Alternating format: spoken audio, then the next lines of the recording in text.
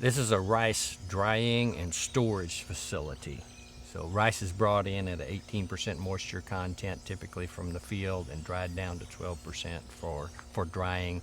The rice stays in this facility, still has its hull on it.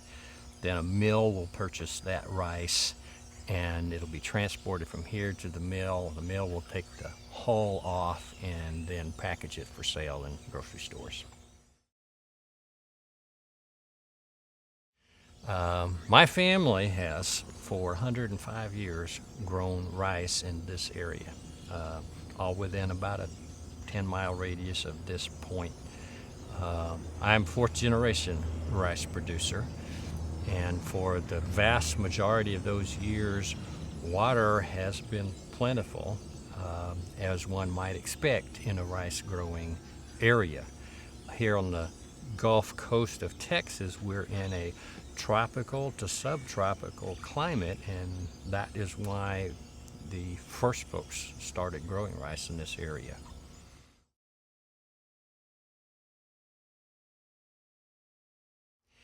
Something has changed about the weather patterns, and the water that we've been able to rely on for that century is not reliable anymore.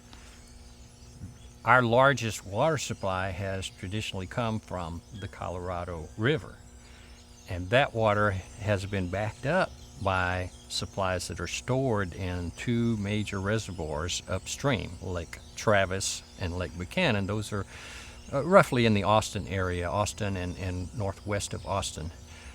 That water, when there's not water naturally in the river to supply the irrigators, that water, to the extent that it's available over and above what municipalities and industry need, is released to supplement the river water for us to irrigate with. 3.5 years ago, those reservoirs dropped to such low levels that the municipalities, particularly the city of Austin, our state's capital, relies so much on those lakes. There was severe concern over if they continued to irrigate with that water, would there be enough water left to supply the firm needs, those needs of municipalities and industry that we all agree in tough times come first.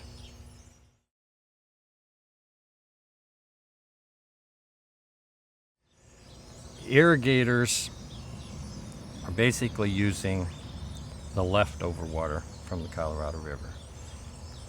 Other waters, other uses are given priority over irrigation for the most part these days.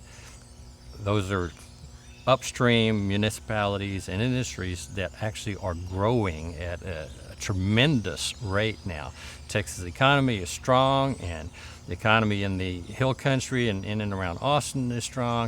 It seems like everybody wants to move to Austin.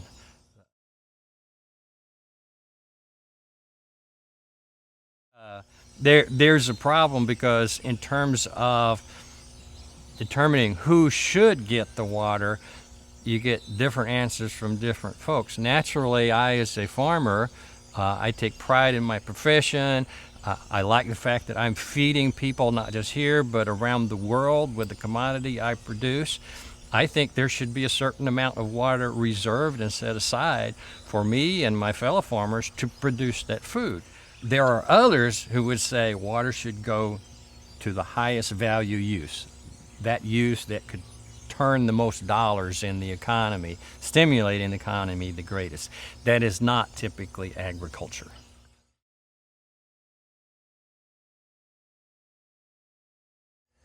Corporations like Samsung and others can plunk down billions of dollars on facilities and turn over a whole lot more money in the economy than agriculture can.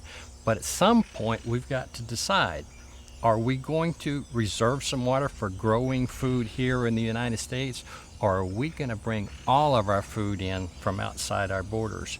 Security, national security is really at risk there when we do that.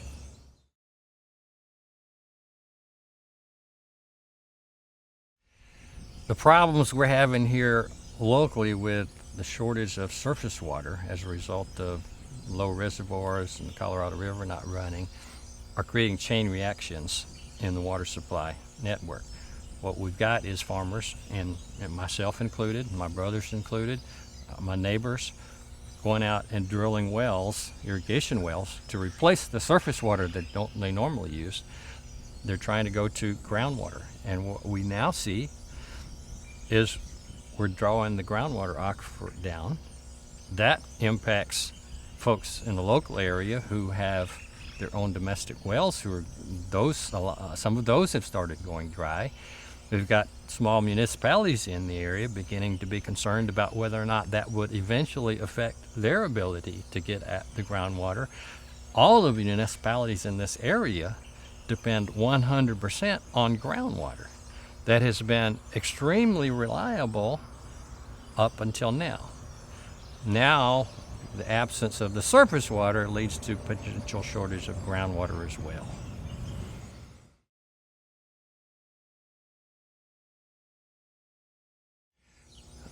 Climate is driving what's happening right now. At least that's my opinion. The drought that we are in the midst of here on the Gulf Coast of Texas and out into West Texas is now being considered to be worse than the drought of the 50s. The drought of the 50s here is what folks throughout Texas have called the drought of record.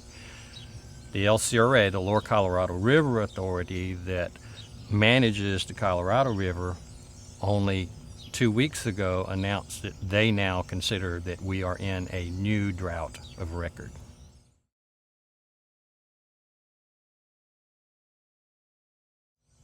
With regard to rice production, there is question about how sustainable our livelihoods are for the long term, and even for the short term in the midst of this drought. If this drought were to continue another 3, 4, 5 years, I suspect there would not be enough rice producers left still producing rice to support facilities like the one in our background here and the other infrastructure necessary to support that industry. So yeah, rice farming could be on its last leg in this area. In regard to change, the rice producers are, of course, not the only folks who are going to have to look at some significant change. I really believe that everybody who uses water is going to be forced to adopt an entirely new lifestyle. We will not be able to take water for granted anymore, and we may end up with true water police who are assuring that we're not wasting water in our own private residences. I'm afraid it's coming to that. There are areas of the United States that use a whole lot less water than other areas, and it's not necessarily because they want less. They just know they have to get by with less, and so they do.